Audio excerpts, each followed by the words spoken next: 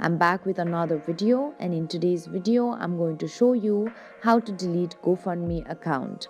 For that, first of all, open up browser on your phone.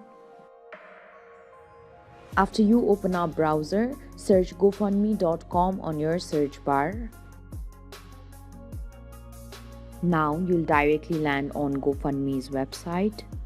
Then tap on the 3-bar menu icon and select Login.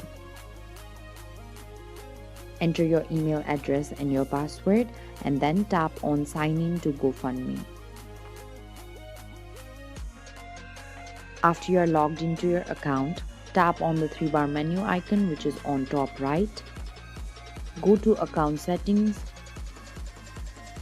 Scroll down and there you see the option of Delete Account.